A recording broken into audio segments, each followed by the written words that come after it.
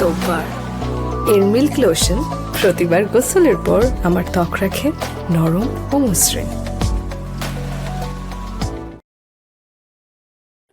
দর্শক সবাইকে ওয়েলকাম করছি Meril milk soap bar presents cafe লাইভে। সাথে আছি আমি রুহানি সালসাবিল। আজকে যাকে নিয়ে ক্যাফে লাইভ সাজিয়েছি তার উপস্থিতি মানেই একটা ধামাকা। এবছর দর্শকদের ভালোবাসায় সিক্ত হয়ে তিনি জিতে নিয়েছেন মেরিল প্রথম আলো পুরস্কার সেরা সঙ্গীত শিল্পী হিসেবে।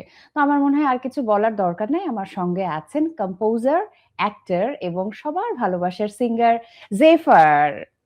ওয়েলকাম টু ক্যাফে লাইভ এবং শুরুতে congratulation. Thank you so much, thank you so much.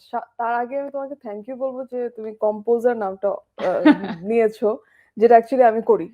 মানে I compose my own songs, but এছাড়াও সেটা তো আজকে এখন থেকে না, সেটা তো বেশ আগে একদম থেকে, প্রথম থেকে হ্যাঁ। বাট কেউ বলে না কখনো যে কম্পোজার সিঙ্গার। তো থ্যাংক ইউ সো মাচ ওই ইয়েটা দেওয়ার জন্য। বাট আজকে তো খুবই স্পেশাল, আজকে তো খুবই আনন্দের একটা এপিসোড হবে আমাদের। এত বড় একটা অর্জন সেলিব্রেট করব। হ্যাঁ মানে এটা ইটস আ কি বলবো, খুব বড় একটা বিষয় আসলে। মানে আমার এটা ফার্স্ট টাইম প্রথমত। তো ফার্স্ট টাইম তো একটু স্পেশাল হয় প্রথমত। আর এছাড়া ছোটবেলা থেকে আমরা এই অ্যাওয়ার্ড শোটা দেখে বড় হয়েছি। তো সেখানে যাওয়া হতো, আমার নমিনেশনসও থাকতো অনেক, বাট এই প্রথম মানে ইটস আ ডিফারেন্ট ফিলিং। তো যে গানটির জন্য এত ভালোবাসা পাওয়া হয়েছে, জেফার সবসময় ভালোবাসা পায় তার সব ক্রিয়েশনের জন্য, গানের জন্য, অভিনয়ের জন্য এখনো ভালোবাসা পাচ্ছে। তো আমি স্পেশালি একটু লিচুর বাগানে এই গানটার পেছনের গল্প শুনতে চাই, কারণ আমরা তো 3-4 মিনিটের গান শুনি কিন্তু গানের পেছনে যে অজস্র মিনিট সামনে আসে না সাধারণত। তো প্রথমত আসলে আমি এই গানটা যখন করি তখন আমার প্ল্যান ছিল না, সত্যি কথা বলতে। আমি জানতামও না এটা। হঠাৎ করেই আমার কাছে একটা এরকম অফার আসে। তো আমি বললাম আচ্ছা, তখন হচ্ছে আমি অন্য সিনেমার গান-টান করছি, যে দাগির নিয়ে যাবে কি এগুলো করছি। তো তখন এটা আসছে, তো আমি বললাম হ্যাঁ ঠিক আছে, প্রীতম তো আমার ফ্রেন্ড মানুষ, তো ও বলল যে তুই দেখ তো, একটা ট্রাই দিয়ে দেখ কেমন লাগে। তো আমিও দিলাম। খুবই মানে আছে না, খুব ক্যাজুয়াল, খুব এরকম না যে হ্যাঁ আমরা আজকে এটা করতেছি, এটা না। খুব ক্যাজুয়াল ওয়েতে আমরা কাজটা করছি। তখন দেখলাম যে ফিডব্যাক গুলো ওনারা পছন্দ করেছে, টিম পছন্দ করেছে। আচ্ছা। সো পরে গানটার শুটেও ছিলাম আমি, দেখতে গিয়েছিলাম শুটটা। তো সবকিছু মিলে এক্সপেরিয়েন্স তো খুব ভালো ছিল। ভয়েস দিতে কতক্ষণ লেগেছিল মনে আছে? একদম কম টাইম। একদম কম টাইম। হ্যাঁ, আর যেখানে প্রীতম আর আমরা যখন আমি তো রেকর্ড করছি প্রীতমের স্টুডিওতে। তো ওটা তো খুবই ইজি আমাদের জন্য, মানে আমাদের জোন। প্রীতমের গাইডেন্স ছিল। সবকিছু মিলে it was very easy and casual. তো আছে না যে মজা করতে করতে একটা কাজ করে ফেলা, ওইটাই হয়েছে। আর সবসময় ওটা আউটকাম আমি দেখছি যে বেটার আসে। আচ্ছা, প্রীতম আর জেফার এই জুটি থাকলেই কি ম্যাজিক্যাল কোনো কিছু হয়ে যায়? এটা কি ভাবা হয়েছে? এটা তো দর্শকরা বলছে। প্রথমবার মেরিল প্রথম আলো হাতে এলো সেটা কিন্তু মানে প্রীতমের সাথে জুটিবদ্ধ গানে। আবার এখন যেই প্রজেক্ট নিয়ে এত বেশি আলোচনা হচ্ছে, এমনকি অভিনয়ের জন্য প্রশংসা পাওয়া হচ্ছে, তুমি আমি শুধু, আমাদের সবার পছন্দের শিহাব শাহীনের নির্মাণে। তো এখানে ম্যাজিক্যাল ব্যাপারটা কি আসলে? এই জুটির কেমিস্ট্রির গল্পটা একটু শুনি, প্রীতম জেফার। বলার পরে জিনিসটা আমি ভাবছি যে আমরা গান করি, আমরা একসাথে শো করি, তারপরে এই কাজটা যে করলাম, অ্যাক্টিং করলাম দুজন একসাথে, যেটা এত ভালোভাবে মানুষরা গ্রহণ করলো। আবার আমরা যদি জেফারের প্রোফাইলে যাই, পিন্ড পোস্টটাও কিন্তু প্রীতমের সাথে, আমরা গ্র্যামিজে একসাথে গিয়েছিলাম। সো আমাদের এটাও তো একটা খুবই আমাদের বিশাল মুহূর্ত ছিল। তো হ্যাঁ, প্রীতম আসলে হয়েছে কি, আমরা এক জেনারেশনের মিউজিশিয়ান, তো আমাদের অনেক কিছু একসাথে হয়ে যায় এবং আলহামদুলিল্লাহ কাজ করে বা কাজ করছে। আমার কাছে মনে হচ্ছে যে সামহাও আমাদের লাক বলি বা আমাদের কাজ বলি, আমাদের হার্ড ওয়ার্ক সবকিছু মিলে মানুষের ভালোবাসা পাচ্ছি, এটা আমি বলতে পারবো। কারণ রিসেন্ট যে কাজটা বের হলো, তুমি আমি শুধু, আমাদের ওখানে কিন্তু আমরা আসলে সঙ্গীত শিল্পী হিসেবে কাজ করি নাই। ওইখানে আমরা অভিনেত্রী হিসেবে কাজ করেছি এবং ওইটার যে অ্যাকসেপ্টেন্স আমরা পেলাম, তো তোমার বলার পর আমি রিফ্লেক্ট করছি ব্যাপারটা, হ্যাঁ, যে হ্যাঁ মেবি একটা সামথিং ইজ ওয়ার্কিং। এন্ড আলহামদুলিল্লাহ আমরা মানে we are very good friends, and যখন দেখতেছি it's working, it's an amazing feeling. So আমি চাইবো যে পরবর্তীতে আগামীতে যখন হুম। দুজনের কাজ একসাথে হুম হুম। আসবে আরো এরকম ম্যাজিক্যাল ব্যাপার-স্যাপার ক্রিয়েট হোক, ইনশাল্লাহ সবসময় ইনশাল্লাহ শুভকামনা ইনশাল্লাহ। থাকবে। জি। আচ্ছা, যেহেতু তুমি আমি শুধু এই প্রজেক্টের কথা হুম হুম। চলে এলো। তো এখানে যে গানটা আমরা শুনতে পাই, হুম হুম। সেখানে তো জেফারের গলাটা আছেই, জি কিন্তু সেই সাথে আমি যতদূর জানি কম্পোজিশনও জেফারের জি করা। জি। এই গানের একটু পেছনের গল্প শুনি, কারণ এই গানটা এখন মানুষের নিত্যদিনের সঙ্গী হয়ে গেছে বলা যায়। এটা না মানে আমি কালকেও রাতে হ্যাঁ। দেখছিলাম যে যেহেতু একটু ওয়েদারটা একটু রেইনি, হুম, হ্যাঁ, বিচে কেউ হাঁটছে, এটার একটা ওই গানটা দিয়ে ভিডিও, হ্যাঁ, খুবই পার্সোনাল মোমেন্ট দিয়ে দিয়ে আমার ওই গানটা শেয়ার করা হচ্ছে। এন্ড এই জিনিসটা একটা যে বানায় আরকি, মানে যেমন আমি হুম, বানিয়েছি গানটা, আমার কাছে এটা অনেক ভালো লাগে তখনই যখন আমার ওই সেম এনার্জিটা আমি দেখি যে মানুষরা ফিল করতে পারছে। তো ওই গান দিয়ে তো আমি আসলে কানেক্ট করি। হুম, কিন্তু যখন কানেক্ট হয় ওই ফিলিংটা আসলে এইটা খুবই স্যাটিসফাইং। ১ম স্যাটিসফ্যাকশন হচ্ছে গানটা যখন বানাই, যখন মনের মতো হয় গানটা। তারপরে স্যাটিসফ্যাকশন হচ্ছে যখন মানুষরা এটাকে গ্রহণ করে নেয় বা নিজেদের মতো করে নেয়। সো 'তোর ছায়া' বলি বা 'নিয়ে যাবে কি' হুম, 'দাগিতে' দাগির, যেই হ্যাঁ। গানটা দিয়েছিলাম। আমি দেখলাম যে এই গানগুলাতে তারা খুব আপন করে নেয়। গান মানে হুম। আপন মানে নিজেদের গান মানে হিসেবে নিজের যখন কোনো মোমেন্ট থাকে, নিজের সাথে সময় কাটানোর, এক্সাক্টলি তখন তখনই গানগুলোকে শুনে। সাথী বানানো নট যায়। যে হ্যাঁ। টিকটক করছে, নাচছে, হ্যাঁ, হ্যাঁ, হ্যাঁ। ফেস্টিভে, হ্যাঁ, ও মানে বিয়েতে নাচছে সেটা না কিন্তু। তো আমার কাছে এইটা খুব, খুব স্পেশাল লাগে আরকি এই জায়গাটা। অ্যান্ড আমি খুবই কৃতজ্ঞ আসলে যে আমার গান বলি ইভেন আ এতগুলো মানুষ যে ভোট করল, হুম, এটা তো আজকে আমি দেখে অবাক হয়ে গেছি সত্যি। মানে এত ভোট ফিজিক্যালি ভোট করেছে মানুষরা। হুম। এটার জন্য আমি অনেক, অনেক, অনেক থ্যাঙ্কফুল আসলে। অডিয়েন্সের কাছে। অডিয়েন্সের কাছে যে মানে এটা সারিয়াল ছিল। আমি যখন দেখছি এতগুলা ভোট, আমি হচ্ছে কি এইটা, প্রেশাস হ্যাঁ, একদম, এখন হ্যাঁ। আরো মনে হচ্ছে যে আল্লাহ এটা তো অনেক প্রেশাস। মানুষরা কোথা থেকে ভোট করেছে। তো আচ্ছা, আমরা অন্যান্য হুম, কাজ নিয়েও কথা বলব। যেহেতু জি, লিচুর বাগানের জন্য সেলিব্রেশনটা চলছে, হুম, মেরিল প্রথম আলো পুরস্কার পাওয়া হয়েছে। জি, এই যে লিরিক যে আ "পারলে বেড়া ডিঙায় আসো, জায়গা দেব এই অন্তরে।" হ্যাঁ, এই মানে এই কথাটুকু নিয়ে তো হ্যাঁ, আমরা মানে অনেক কিছু, দেখেছি হ্যাঁ, হ্যাঁ, হ্যাঁ, Facebook এ যে জি, অনেক কিছু জি, হয়েছে। তো ব্যক্তি জেফার হুম, রাফসানকে কি এরকম হ্যাঁ, কোনো চ্যালেঞ্জ দিয়েছিল? যে এইটা করতে পারলে জেফারকে পাওয়া যাবে? হ্যাঁ, আমি এরকম অনেক চ্যালেঞ্জের উপরে রাখি। আমি অনেক এখনো? চ্যালেঞ্জ এখনো রাখি। ও কি এখনো কেমন ডিঙায় ধরনের চ্যালেঞ্জ সেগুলো? ও ও মানে আমি অনেক চ্যালেঞ্জের মধ্যে রাখি। কারণ আমার কাছে মনে হয় যে ছেলেরা চ্যালেঞ্জ নিতে ভালোবাসে এবং চ্যালেঞ্জ দিলে ওরা মেন্টালি অনেক স্টিমুলেটেড থাকে। এটা আমি মনে করি আরকি। আচ্ছা। তো তো আমি ওকে চ্যালেঞ্জ এবং ও খুব পছন্দও করে। আচ্ছা, কারণ কি ও ধরনের চ্যালেঞ্জ দেয়া হয়? মানে সবকিছুতে আছে না যে একটা এত ইজিলি আমি হবে না। তোমার you have to work for it ওই বিষয়টা। যদি একটা সো পার্টিকুলার জানতে চাই যে এবং এই চ্যালেঞ্জটা দিয়েছি, লাস্ট কোন চ্যালেঞ্জটা না দেয়া ওটা হয়েছে? পার্টিকুলার বলা যাচ্ছে না। কিন্তু আমাদের ডায়নামিকটা বলছি যে আমি আচ্ছা। একটু প্লেফুল, ওরও ভালো লাগে। আই থিংক যে মানে কিছু একটা কি বলবো? He is also very hard working I think. হুম, হ্যাঁ, অনেক এফোর্ট দিতে পছন্দ করে। সো আই থিংক আমি ওই রাস্তাটা করে দেই ওকে। এটাই। আচ্ছা। হুম, আ একটা যদি ঠিক টেকনিক্যালও না, একটু হুম, মানে জানতে চাওয়া যে, বলো না কে তোমায় টানে? কার হুম। সাথে টানটা বেশি? আ প্রীতম হাসান নাকি মোজা? এইটা তো আ এইটা বলা একদমই রং হবে। কারণ আমাদের মিউজিশিয়ানদের এটা তো প্রেমের টান না। এটা না, তো এটা ওই যে কাজের টান বা কাজের টান। আন্ডারস্ট্যান্ডিং এর হ্যাঁ, এবং টানটা। ২ টার টানই খুবই ডিফারেন্ট।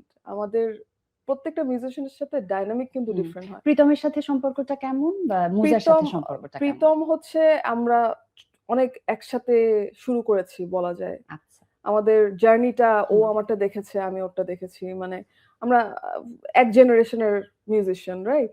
সো আমাদের ইয়েটাও রে আ রাইজটাও কিছুটা একসাথেই হুম, হয়েছে হুম, বলা যায়।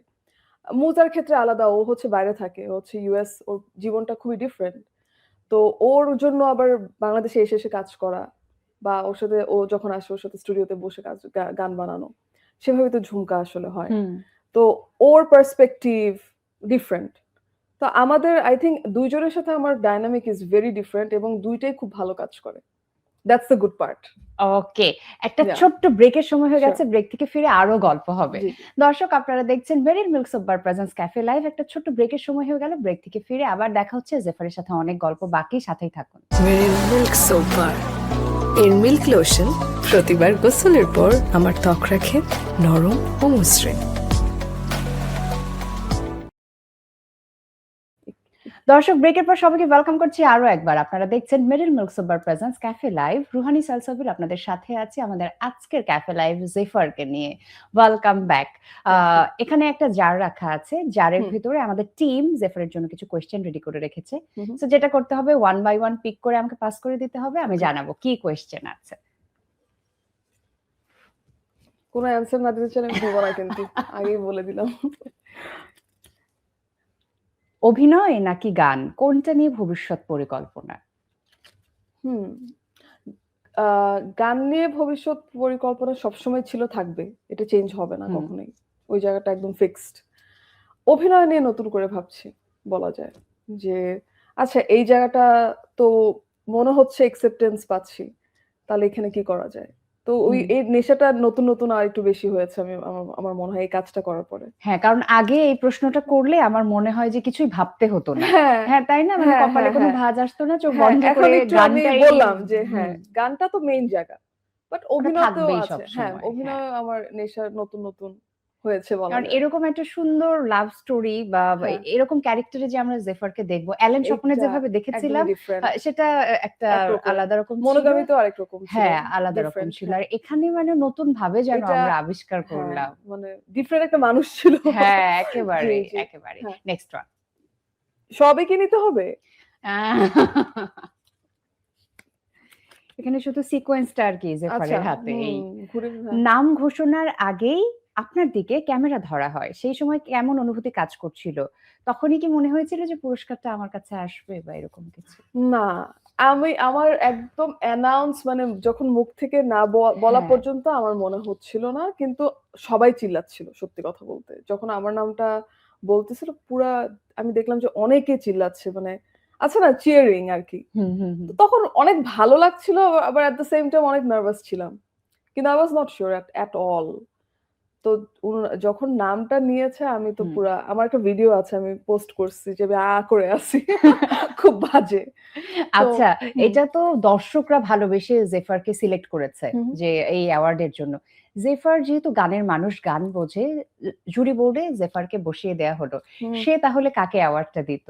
জেফার, কনা, দোলা নাকি ফারিন, যারা নমিনেশনে ছিল? আমি জাজ? হ্যাঁ। এটা হয় না, এটা হয় না। আমি তো জাজ না, আমি জাজের অনেক দূরে, জাজ হওয়ার থেকে। আমি যদি মানে যদি বসানো হতো, আচ্ছা আমি জেফারের নামটা বাদ দিয়ে দিলাম, বাকি যে তিনজন নমিনেশনে ছিল। এটা আসলে আমি এটা বলতে পারছি না। এটা খুবই মানে এটা কেন আমি বলবো, এটা এটা দর্শকরাই, এটা আসলে উনাদেরই কাজ। উনাদের আমরা হচ্ছে দিয়ে যাব এবং উনারা আমাদেরকে জানিয়ে যাবে যে কাদের কাজ ভালো লেগেছে উনাদের। শ্রোতা হিসেবে কোনটা ভালো লেগেছিল সেটা? গানগুলো নিশ্চয়ই শোনা হয়েছে, চাঁদ মামা, কন্যা। আই থিংক প্রত্যেকটা গানেরই প্রত্যেকটা জোন আছে, আলাদা জায়গায় আলাদা রকম ভাবে শুনছি। ওকে, নেক্সট ওয়ান।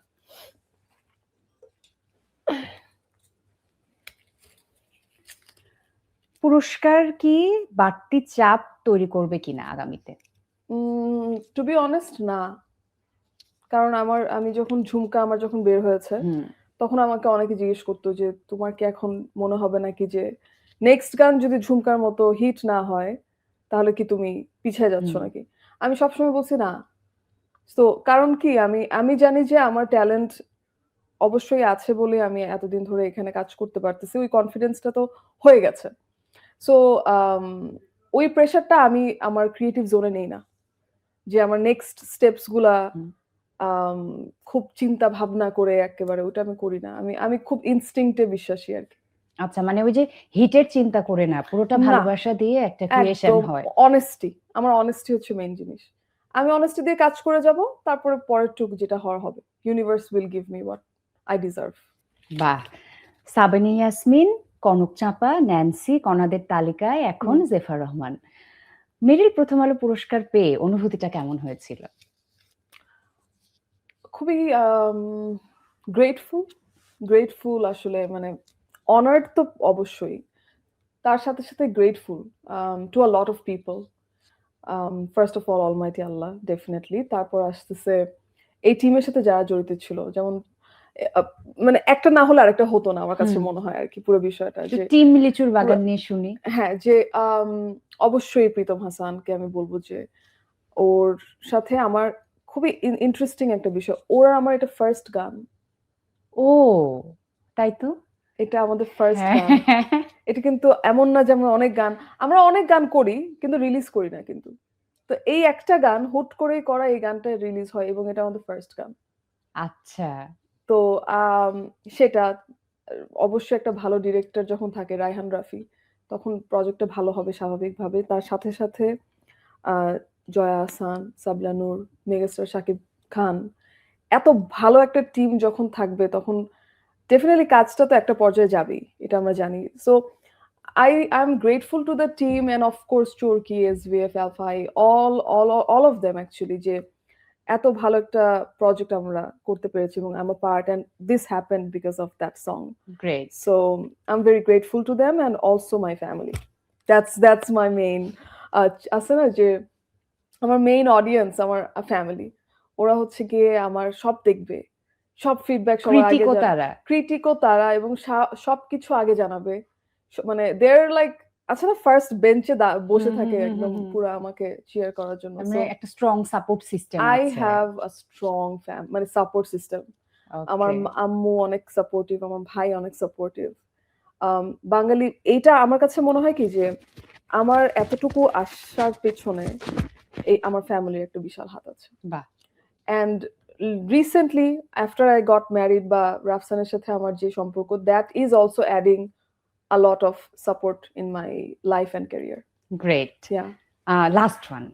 Okay.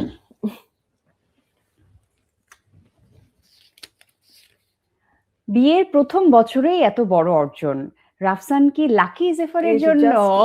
জাস্ট বললাম কিন্তু দেখো আমি কিন্তু দেখি নাই। ডেস্টিনি শিয়াব ভাইয়ের ইয়ে। Well I think so. আমি মানে ইভেন আমাকে ভাইয়া বলছিল, কবির মানে বকুল ভাইয়া বলতেছিল যে কি এটা তো তোমার লাকি চার্ম। তো আমি বললাম যে আই থিঙ্ক ইউর রাইট, কারণ আসলে এটা হয় কি when you have a supportive husband বা partner, it comes as you as মানে এটা তো একটা ব্লেসিং হিসেবেই ধরা যায়, তাই না? তো আমার কাছে মনে হয় ইটস লাকি চার্ম বলে আমি জিনিসটা, আমি ওর এফর্টটা নষ্ট করতে চাই না। I think he puts a lot of effort in that. যেমন আমার কাজের বেলায় আমি অনেক সিরিয়াস এবং আমার অনেক কিছুই আমি তখন মাথায় থাকে না, তখন হি tax care of everything. Okay.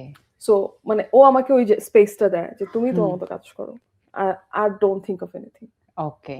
So এই যে এই কোনো ধরনের চিন্তা, এক্সট্রা চিন্তা না করা বা যতটুকু পারে ও আমাকে সাপোর্ট করে যাচ্ছে। So I think that plays a big part in my life. So not only lucky charm, I think he works for it. সেই রিকগনিশনটা দেয়া উচিত, শুধু লাকি চার্ম বলে আসলেই কম হয়ে যাবে। কম হয়ে যাচ্ছে একেবারে। আচ্ছা, এখন একটা র‍্যাপিড ফায়ার আছে, 10-এ বশ আমাদের সেগমেন্টের নাম। আমি 10টি প্রশ্ন করব, চেষ্টা করব 10টি প্রশ্নে জেফারকে বশ করার, আর জেফারকে চেষ্টা করতে হবে 10-এ 10 পাওয়ার। এখানেও একটা কিন্তু আছে, ওই রুবিক কিউবটা সলভ করতে করতে অ্যানসার দিতে হবে। আমার মনে আছে এটা। না, এটা আমি করতে পারবো না, প্রথমত আমি এমনিই করব যে এরকম করব। আর সলভ হলে কিন্তু গিফটও আছে, কিন্তু উল্টা পাল্টা কোশ্চেন হলে আমি অ্যানসার দিব না। আল্লাহ।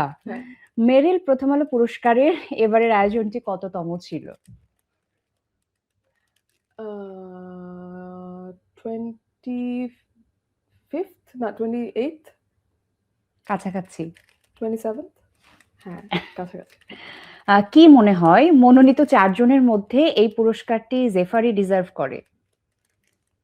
ডিজার্ভ করি নাকি এটা তো মানে আমি জানি না। আমার কাছে মনে হয় এটা দর্শকের ভালোবাসা, ভোটস, অনেক কিছু একসাথে কাজ করেছে আমার জন্য। গত বছরের সেরা গায়িকার পুরস্কারটি কে পেয়েছিল? গত বছর এটা তো মনে নেই আমার, কিছু আমার মনে নেই। এবারও নমিনেশনে ছিল সে। অনেকগুলা বছরই পেয়েছে, এটা তো নরমাল। পুরস্কার নেয়ার সময় খুব এক্সাইটেড দেখেছি আমরা জেফারকে। এখন কি মানে মনে আছে কে দিয়েছে পুরস্কারটা? হ্যাঁ, অফ কোর্স। আমার খুবই পছন্দের ২ জন মানুষ। বাপ্পাদা ছিল আর মেহরিন আপু। হ্যাঁ। দে আর লাইক লেজেন্ডস। আমার খুবই পছন্দের দুজনই। এবারের মেরিল প্রথম আলো পুরস্কারটি জেফার কাকে ডেডিকেট করবে? হুম। আমার আম্মুকে অ্যাকচুয়ালি। কারণ আমার আম্মু ছিল কিন্তু ইভেন্টে ছিল আম্মু। ওকে। হ্যাঁ, ছিল। হ্যাঁ। তো আমি তো আর তখন দেখিনি, পরে শুনেছি যে she cried and everything. তো আমি তো দেখতে পারিনি, বাট আমি শুনেছি যে সে অনেক ইমোশনাল হয়েছিল। আর আমাকে নিয়ে সে এত কোনো স্ট্যাটাস দেয় না। তারপর আবার স্ট্যাটাস দিয়েছিল। So I think I will dedicate this to my mom. Okay. Yeah.